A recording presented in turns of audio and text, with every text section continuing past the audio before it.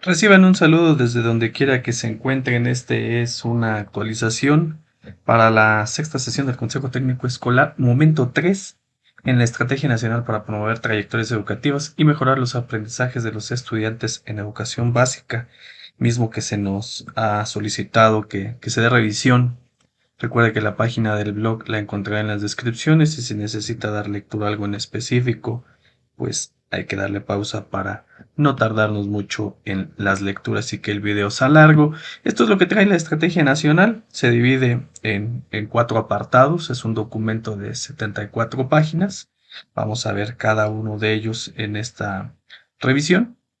También ya lo puede encontrar en el blog de la Jefatura de Enseñanza de Tecnología en el momento 3.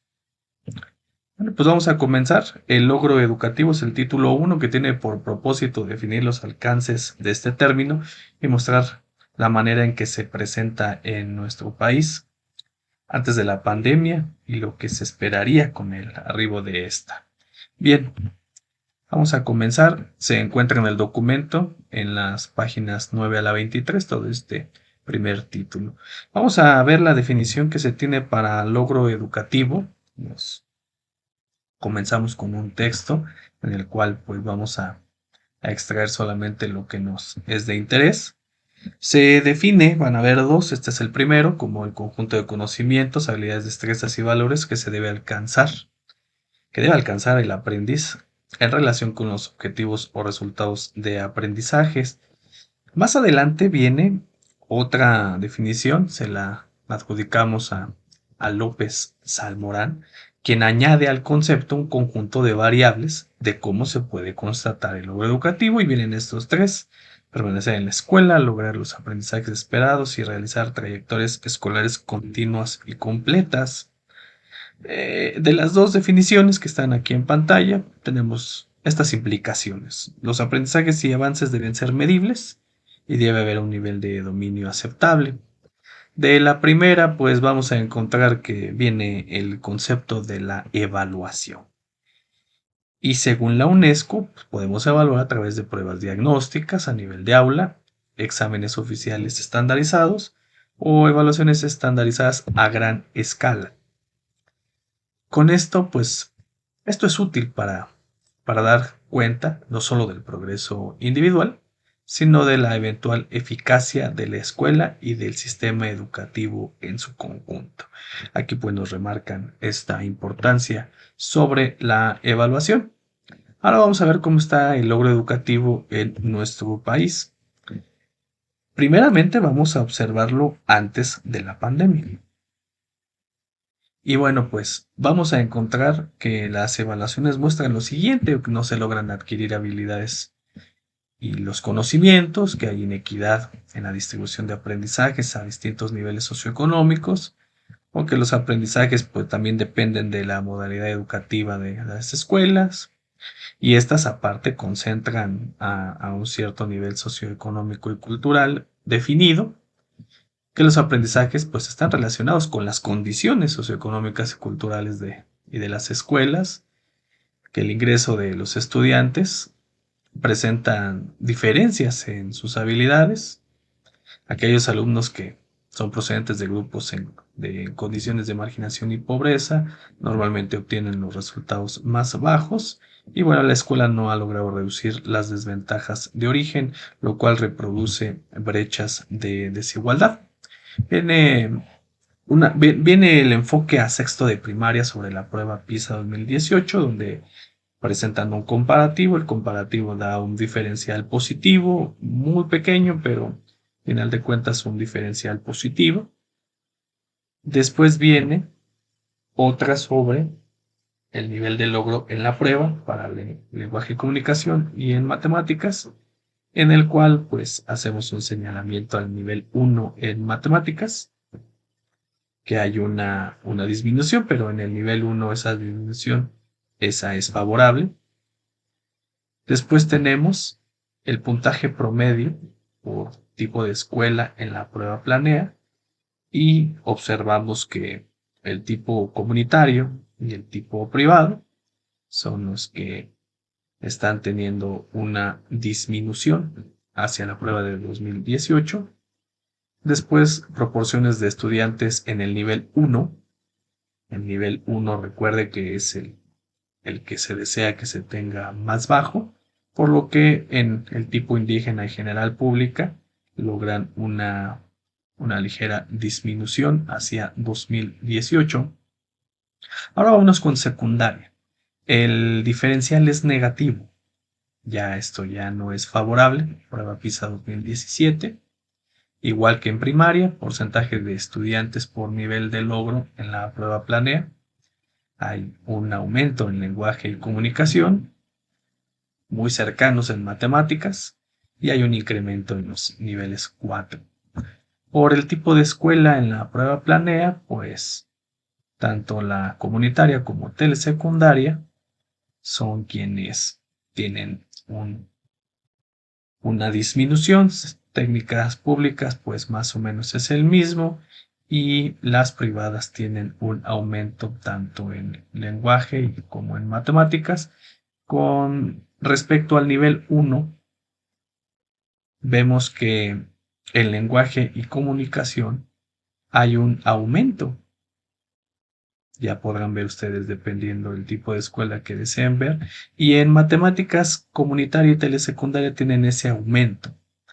Técnicas generales y privadas se ven favorecidos en sus resultados en matemáticas, y en lenguaje y comunicación solamente el tipo privado. Bien, pues después viene una posición de México en América Latina en otros dos rubros: el estudio original comparativo y explicativo 2019 y un general de PISA 2018. Bien, vámonos al segundo título, que es pérdida de aprendizajes y rezago educativo, donde el propósito pues es plantear las afectaciones derivadas de la pandemia de estos temas, las implicaciones que el incremento de la pobreza de aprendizajes podría tener, la importancia que ha tenido la evaluación diagnóstica y la identificación de necesidades. Este es un título algo nutrido, de la página 24 a la 42. Y bien, pues hay que definir primero qué es la pérdida de los aprendizajes. Y encontramos dos referencias: una habitual, a la que hace referencia de que es un olvido a largo plazo, como por ejemplo en las vacaciones, pero en el marco de la pandemia ya se caracteriza de una manera más robusta. Así que podemos decir que pues, es aquello que se olvida, es un estancamiento o disminución del rendimiento escolar en relación con el desempeño esperado, y es atribuible a la interrupción de la escolarización presencial debido a factores estacionales, emergencias o ausentismo prolongado. Bien, a partir de ello, hay que hacer una acotación bien importante, y esta pérdida se refiere a aquellos previstos en el plan y programas de estudios. No se niega la posibilidad de que los estudiantes hayan adquirido conocimientos no esperados a lo largo de la emergencia sanitaria, y tampoco niega que estos puedan resultar valiosos para su formación integral. Sin embargo, el sistema educativo se concentra en generar aquellos aprendizajes escolares que deberían haber obtenido y dominado, pero no lo han hecho. Esto es muy importante, hacer esta diferenciación cuando se toque el tema, porque se puede hablar de que hay aprendizajes que tienen esta valía, como lo acabamos de ver, pero aquí nos estamos centrando a los que tienen que ver con el sistema educativo. Bien, pues la consecuencia de la pandemia en los aprendizajes, el Banco Mundial hace algunas menciones sobre estas afectaciones, solamente las vamos a dejar aquí, y hemos subrayado algunas situaciones de importancia para cuando se quieran leer. El incremento de estudiantes que no adquieren el nivel mínimo de competencia. Bien, según el Banco Mundial, estima que hay una pérdida global de 0.6 años de escolarización ajustados por aprendizajes en un escenario de cierre de 5 meses. Y bueno, esos 5 meses pudieran dar como consecuencia una disminución de 16 puntos en promedio de la prueba PISA. Después, en una actualización, podría haber una pérdida global de 1.7 años si el cierre fue de 13 meses. Aquí la situación es, bueno, ¿y nosotros? Entonces hay una invitación clara a la reflexión porque nosotros superamos ese tiempo. La reapertura apenas se dio en agosto del año pasado. La pérdida de aprendizajes en México. A partir de la encuesta sobre pérdida de aprendizajes, abandono escolar y necesidades de formación para docentes, es que se encontró información valiosa. El 98% aplicó una evaluación diagnóstica. No se especifica en este momento de qué, pero el 98%. Así que si usted tiene o es parte de una escuela que hizo caso a esta importancia, pues está dentro de esa estadística. La mitad aplicó sus propios instrumentos. Aquí ya estamos diferenciando, porque un tercio usó la prueba de la SEP Mejor Edu. Entonces, ya sea que haya sido por sus propios recursos o con el instrumento de la SEP, pero hubo una evaluación diagnóstica. Bien, se tiene aquí este gráfico titulado Pérdida de aprendizajes que las y los docentes detectaron en sus estudiantes. Hemos hecho una división sobre lo que se considera alta y muy alta, es decir, casi un 46% en conjunto, la mitad estarían señalando pérdidas de aprendizajes, y tenemos este recuadro, pérdida de aprendizajes que las y los docentes detectaron en sus estudiantes por nivel educativo. Los números más altos se encuentran para la categoría baja, y después le sigue la categoría alta, ya verá el nivel en el que usted trabaja, pero pues más o menos los 40 y tantos están en baja y los 30 y tantos cercanos a 40 están en una pérdida alta. Pérdida de aprendizaje según aspectos formativos. Bueno, pues no nos sorprende que aquellos relacionados con comprensión lectora y pensamiento lógico matemático, pues son los que tuvieron el mayor porcentaje, ambos arriba del 30%, según en esta encuesta. Y bueno, pues aquí encontramos información de otro texto que nos aparece. Las y los docentes no destacaron algún contenido o tema específico en el que sus estudiantes hayan presentado mayor carencia de conocimientos. Eso entonces nos lleva a el siguiente gráfico sobre los apoyos que mencionaron requerir para atender esta pérdida de aprendizajes, y destacan dos: que se requiere material didáctico específico para temas fundamentales del currículo, y las reuniones entre pares para el intercambio de experiencias son las que sobresalen, ya verá el resto. Y llegamos a esta información. Fíjese bien, 9 de cada 10 docentes aseguran conocer metodologías en el aprendizaje colaborativo o el basado en problemas, basado en proyectos. 40% de los encuestados desconocen la metodología de la relación tutora y la enseñanza en el nivel apropiado. Y 80% desconocen metodologías para el aprendizaje acelerado. Si estos conceptos ya los conocen o no les son de familiares, bueno, pues empiezan a estar aquí en el tintero. Vamos al incremento de la pobreza de aprendizajes, pero primero hay que definir qué es la pobreza de aprendizajes, porque este concepto va a estar apareciendo mucho en el material. Son aquellos incapaces de leer y comprender un texto simple al final de la educación primaria. Eso es lo que vamos a relacionar con pobreza de aprendizaje. Tenemos aquí un gráfico donde nos mencionan que 57% de los alumnos en el mundo en edad escolar de primaria carecen de aptitudes básicas de lectura. Pero si se trata de países pobres, esto puede aumentar.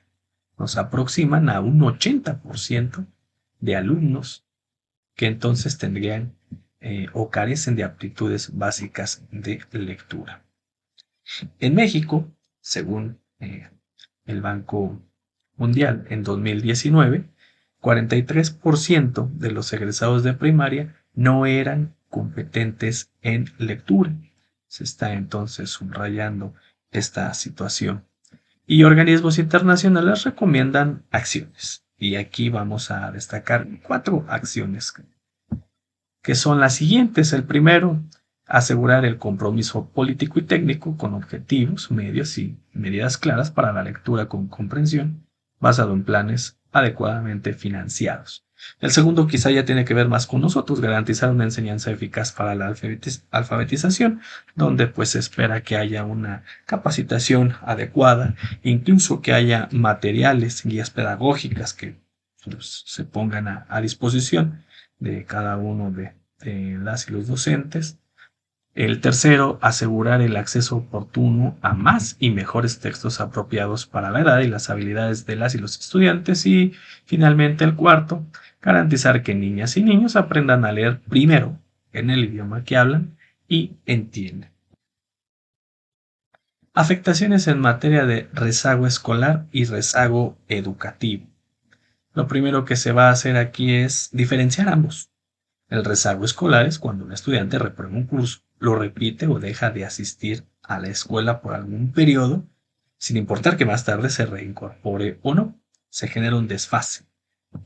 Ahora viene el rezago educativo, que es esta situación que presenta toda persona mayor de 15 años que no ha concluido su enseñanza básica. Bien, pues entonces, habiendo una pérdida de aprendizajes, pues se espera que haya un aumento de rezago escolar y de rezago educativo. Fíjense, sin embargo, el rezago escolar quizás se vea atemperado por la determinación de las autoridades educativas de flexibilizar los procesos de evaluación y calificación para evitar la reprobación y la repitencia. Esto lo acabamos de vivir en el último corte trimestral. Para ello, en el blog pongo a su disposición material que muy seguramente ya conoce, pero no está de más dejarlo a su alcance, que es el oficio de la circular DGDC 62-2022, donde por ahí en el artículo sexto vimos precisamente este énfasis en que la calificación mínima sería de 6 y viene en su contenido la vigencia del acuerdo secretarial 160621, así como de algunas secciones de interés del 261220, sobre todo el artículo cuarto, donde vienen las orientaciones pedagógicas. Vuelven a aparecer gráficos, principales indicadores por nivel educativo, primaria y secundaria, sobre eficiencia terminal, reprobación y abandono. Entonces quizá podríamos empezar a dar una explicación del por qué entre 19-20, 20-21, 21-22, pues quizá no hay una fluctuación que pudiera ser destacada. Ya se discutirá dentro de los centros escolares cuáles fueron las medidas que se utilizaron. Y llegamos a la evaluación diagnóstica para identificar la pérdida de aprendizajes y mejorar el logro educativo. También viene una fundamentación de cuándo se especificó que iba a ser el que nosotros conocemos como la valoración diagnóstica y después el periodo extraordinario de recuperación, inscritos tanto en el acuerdo 160621 como en el acuerdo 230821, que dejo a su disposición en el blog de esta jefatura de enseñanza. Ahora sí, ya después de esto, vienen otra serie de gráficas donde encontramos qué materiales utilizaron para la aplicación de la evaluación diagnóstica. Y destacamos dos: el que la SEP sugirió, 32%, y el que usted desarrolló para su grupo, el que cada uno de las maestras y los maestros utilizan. Ese fue la mayor mención, 42%. Hay que acordarnos que hace unos instantes vimos que el 98% de los docentes aplicaron una nueva evaluación diagnóstica y que un tercio solamente habría utilizado la que puso en la mesa la SEP y la Mejoré. Y ya sabíamos que la mitad había aplicado sus propios instrumentos. Entonces este gráfico se asocia con ello y no hay que olvidar que cerca casi del 50% hicieron señalamientos de pérdidas de aprendizaje altos y muy altos. Bien, así pasamos al título tercero sobre el abandono escolar. el cual tiene como propósito, en términos generales, exponer los factores que le dan origen. Se encuentran en las páginas 43 y 59 y vamos a comenzar primero con qué es el abandono escolar, que es un acto por el cual los estudiantes se retiran de la escuela sin haber culminado un nivel o grado académico. Ahora, también se le conoce de estas formas, como desafiliación, ausentismo, interrupción, y de hecho le hacen un énfasis a interrupción como uno más interesante, una relación interesante sobre ello. Y tenemos dos razones, que son factores de riesgo social y factores de riesgo económico. Y tienen en pantalla los aspectos relacionados a ellos. Ahora, este abandono escolar, existen algunos indicadores para medir el nivel de interrupción y son los tres que están en pantalla. Desempeño escolar por debajo del estándar, problemas de conducta y el ausentismo prolongado. Vamos a ver el abandono escolar previo a la pandemia, lo que había antes. Y aquí tenemos un recuadro, primaria y secundaria, y destacamos 2019-20 y 2021. Esos son los valores que se tienen del abandono escolar. Y ya en sus escuelas, dependiendo por las matrículas, le podrán dar mayor contexto a esos porcentajes. Aquí tenemos algo que debemos de acordarnos. Ese 57% que nos decía que los alumnos en edad escolar de primaria carecen de aptitudes básicas de lectura y que aproximadamente en países pobres, pudiera aumentar a 80. ¿Por qué razón? Bueno, ahora ya vemos que ya aparece en qué aspectos formativos pudo detectar problemáticas a partir de la evaluación diagnóstica y esta comprensión lectora. Tenemos ahí los datos para primaria y secundaria, pensamiento lógico matemático y otros dos. Entonces destacamos de momento porque son los porcentajes más altos con relación a el resto. Consecuencias derivadas de la pandemia en el abandono escolar. Aquí vamos a encontrar que tenemos un posible aumento en la deserción. En América Latina y el Caribe del 15% es el aumento. Sin embargo, en México y en otros países se estima que puede ser del 20 e incluso más del 20%. Así que se consideran tres principales temas de afectación a causa de la pandemia. Y vamos a ver cada uno de ellos, son los que están en pantalla, comenzando con la reducción del apego y asistencia a las escuelas. Ya que hay una pérdida de rutinas y dinámicas escolares, esto modificó los hábitos diarios de los estudiantes, e incluso hubo quienes perdieron toda comunicación. Y si a eso le agregamos la variada calidad de las interacciones que hubo entre docentes y alumnos, pues la repercusión está en la trayectoria educativa y en el aprendizaje. Vamos a ver primero entonces las matrículas y aquí estamos señalando 2021 y 21-22 en el que estamos encontrando una disminución en el rubro básica. En otros puede ser que no lo estemos viendo, pero en términos globales sí. Sin embargo, pues no necesariamente esto es adjudicable a la situación de la pandemia, porque hay una movilidad demográfica, nos explican, en el que no necesariamente es por eso. Hay una disminución de estos grupos y aquí tenemos una referencia en cómo efectivamente vemos la producción de la población a mitad de cada año, pues hay una disminución entre 2020 y 2021. Así que es uno de tantos factores que hay que considerar. Bien, encontramos un dato interesante. Resulta que el 50% de los alumnos que están matriculados dijeron destinar 0 horas para actividades escolares. Es importante porque pues si se está hablando de de cómo les va a los alumnos que están en la escuela, pues estos son los matriculados y el 50% de ellos señaló este escalofriante dato, lo cual pues aumenta en 30 puntos porcentuales esta estadística sobre el promedio que ya se conoce entre 2015 y 2019.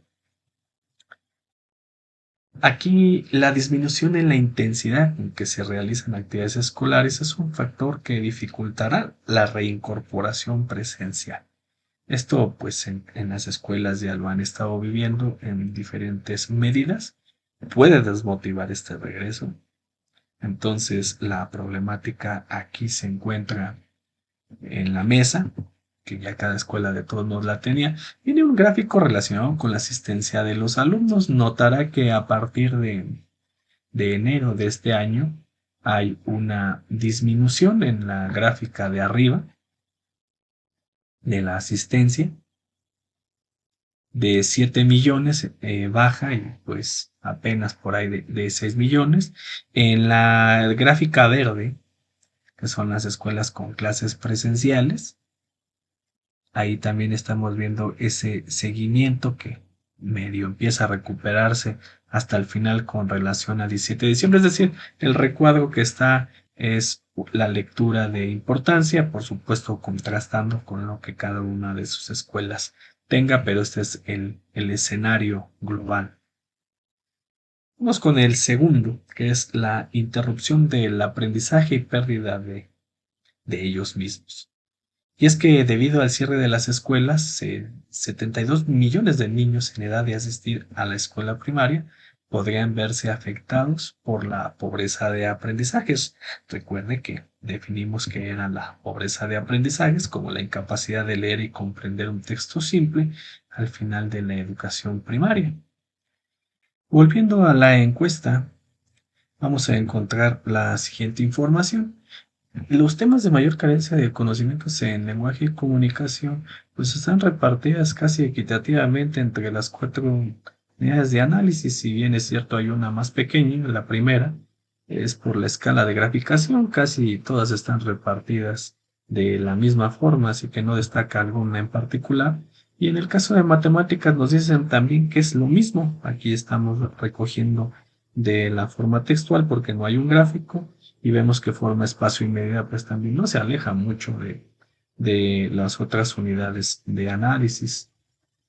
Las acciones para atender la pérdida de aprendizajes, aquí están destacadas las tres con mayor mención: comunicación con los padres de familia como la primera, aplicación de alguna herramienta o instrumento pedagógico como la segunda, y la tercera, asesorías individuales. Hay algunas más. Finalmente, el aumento de la desigualdad en el aprendizaje. Las modificaciones educativas derivadas de la educación a distancia provocaron obstáculos adicionales a las trayectorias educativas. Aquí leemos que esta situación hace que la población de menores ingresos vea afectada su acceso a la educación, no puede seguir las sesiones a distancia, la falta de dispositivos electrónicos hizo que fuera imposible mantener el vínculo con la escuela en términos generales. Y vemos ahora las acciones realizadas para atender el abandono escolar. Volvemos a la encuesta. El 38% reportó que hay un abandono. Y vemos que hubo acciones para atender ese abandono. La que más destaca es la comunicación directa con los padres de familia, después el envío para responder en casa y después acciones planteadas desde los consejos técnicos escolares. Igual y esa pudo haber absorbido alguna otra, quién sabe, pero son las tres que se destacan.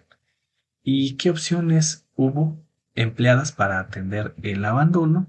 La que destaca es los que usted desarrolla para su grupo, es decir, quien conoce la situación fue quien determinó qué acciones. Como segunda, las que se desarrollaron como plantel, y por último las que la SEP produjo.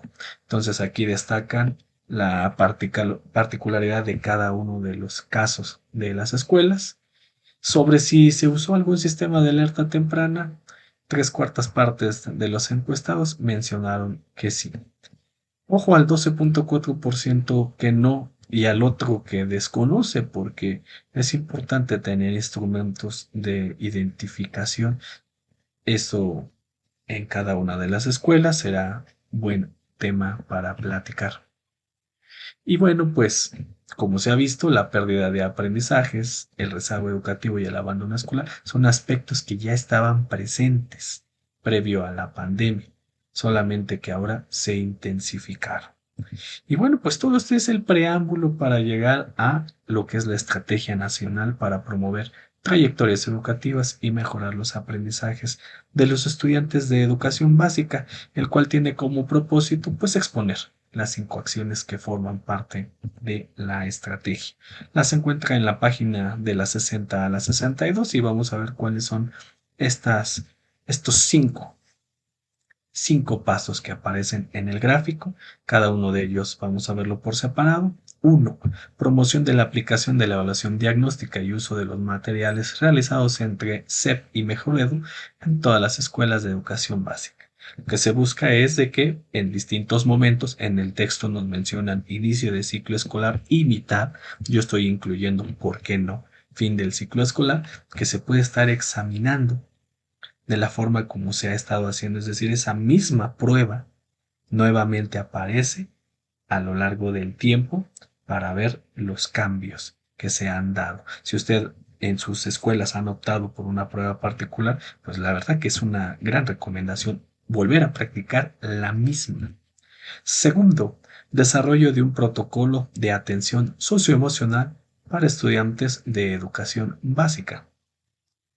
Tercero, promoción de metodologías innovadoras para la recuperación de aprendizajes y atención al rezago escolar. Y subrayan estas 4 en particular que están en pantalla. Número 4. Construir, difundir y promover un sistema de alerta temprana. Ya tenemos uno y en sus escuelas será muy importante que por la experiencia que se tuvo del confinamiento se, se haya modificado o adecuado según el beneficio de su centro escolar.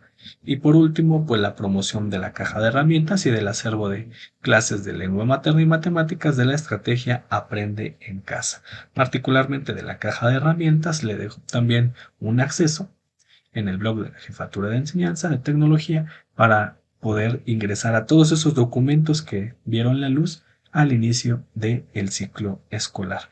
Y bueno, pues de eso se trata este documento. Por supuesto, la recomendación es que en cuanto haya una posibilidad se lea de inicio a fin. Hay información que sustenta esta estrategia, información interesante, preocupante, pero que puede contrastarse también con lo que usted tiene en su centro de trabajo.